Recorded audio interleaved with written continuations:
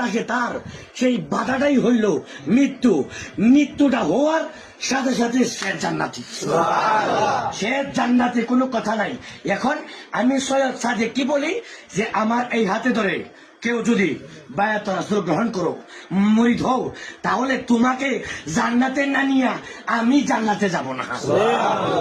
এখন এই কথার একতলাপ, এই কথা নিয়ে একতলাপ। আমি শুধু এই কথা বলি না, আমি বলি তুমি আমার কাছে আসো, আমি তোমার ভিতরে এমন নূর ফিট করে দিব, এমন পাওয়ার ফিট করে দিব, এমন প্রেম ফিট করে দিব, তুমি নিজে আরো তোমার পরিবার যদি 8-10 জন জাহান্নামী থাকে তাদেরকে নিয়ে জান্নাতে যাইতে পারবা। নারে তাকবীর, আল্লাহু আকবার, নারে রিসালাত, ইয়া রাসূলুল্লাহ, নারে হায়দারে, ইয়া আলী, বুনিয়াদ দরবার শরীফ, জিন্দাবাদ জিন্দাবাদ, পবিত্র ঈদে মিলাদুন নবী, জিন্দাবাদ জিন্দাবাদ, পবিত্র ঈদে মিলাদুন নবী, জিন্দাবাদ জিন্দাবাদ, আল্লাহ হুসাইনের তলোয়ার, জোশে উঠে আরেকবার, হুসাইনের তলোয়ার, জোশে উঠে আরেকবার, নারে তাকবীর, আল্লাহু আকবার, নারে রিসালাত, ইয়া রাসূলুল্লাহ। মারহাবা। যদিও একটু কষ্ট হচ্ছে, কিন্তু এটা আমার বলাটা ফরজ। আপনি নামাজ পড়ুন, রোজা রাখুন, হজ করুন, যাকাত দেন, সঠিকভাবে চলেন, পাঞ্জাতনের প্রেম যদি না থাকে ডাইরেক্ট জাহান্নামী। যদি আপনি পাক পাঞ্জাতনের প্রেমিক হন, একটা সময় আমি বইলা রাখি, একটা সময় যখন দুনিয়ার মধ্যে এই আখেরাতের মধ্যে যখন বিচারের কাজ শেষ হইব, বিচারের কাজ যখন শেষ হইব, এক দল থাকবো জাহান্নামী, আরেক দল জান্নাতি।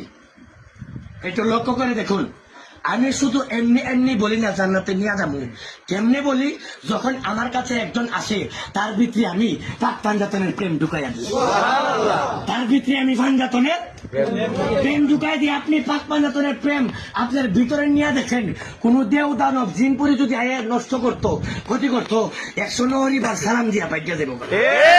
আমরা সেই পাঞ্জাতনের গোলাম, আমরা সেই পাঞ্জাতনের প্রেমিক। এবং আমার মুরিদান যারা আছে, আমার সাথে যারা চলে, আমার পীর ভাই, আমার মুরিদান, এরা যদি কোনো আল্লাহর অলির দরবারে যায়, ওই আল্লাহর অলির নজর যদি তার উপরে পড়ে, সে ওই আল্লাহর অলির বাপ ডাউন লাগবো। কোন বেড়ার ঘরের ফোলারা আইছে, বাপ ডাউন লাগবো, কারণ আমরা প্রত্যেকেই পাক পাঞ্জাতনের ছাগল। এখন শেষ কথা হইল এই যে এক দল থাকবে জান্নাতি আর এক দল জাহান্নামী। এক দল নামাজ পড়ছে, রোজা রাখছে, হজ করছে, যাকাত দিছে, এরা কি জান্নাতি, এরা জান্নাতি। আর আমার মতো বেহুব, নামাজ পড়ে নাই, রোজা রাখে নাই, হজ করে নাই, যাকাত দেয় নাই, এরা কি জাহান্নামী। তাইলে যারা নামাজ রোজা পড়ছে এরা জান্নাতি, যারা নামাজ রোজা করে না এরা জাহান্নামী। আল্লাহ ওই সময়ের মধ্যে বলবে, আচ্ছা কিরে জান্নাতের দল, জান্নাতীরা খুব খুশি, জান্নাতীরা খুব খুশি। আজকে আমার বুনিয়াউক দক্ষিণ গ্রাম জনাব কায়ুম সাহেবের বাড়িতে আসছি। আমার কায়ুম বাজান মিলাদ শরীফের পরে উনি এবং উনার বিবি বায়াত রাসূল গ্রহণ করবে, মুরিদ হবে। কিন্তু বাজারে দেখেন, অনেক জায়গার মধ্যে দেখেন পাগলের দলের শরীরে আগুন জ্বলতেছে, ঠিক কিনা? কারণ কারণ কারণ হইল এক, যে আমাদের কাছে বায়াত হবে সেই পাক পাঞ্জাতনের পাগল হবে, ঠিক কিনা? সেই পাক পাঞ্জাতনের পাগল হবে। এখন আমরা বইলা থাক গ্যারান্টি দিয়া, এখন ওই যারা জান্নাতি নামাজ পড়ছে, রোজা রাখছে, হজ করছে, যাকাত দিছে, এরা বলবে কিরে নামাজ পড়ছস? জি আল্লাহ নামাজ পড়ছি। আরে জান্নাতি দল রে, রোজা রাখছস? জি আল্লাহ আমি রোজা রাখছি।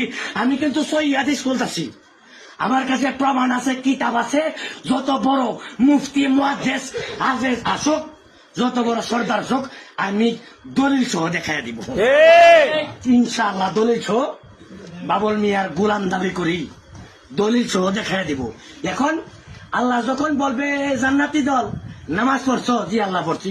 রোজা রাখছো? জি আল্লাহ রাখছি।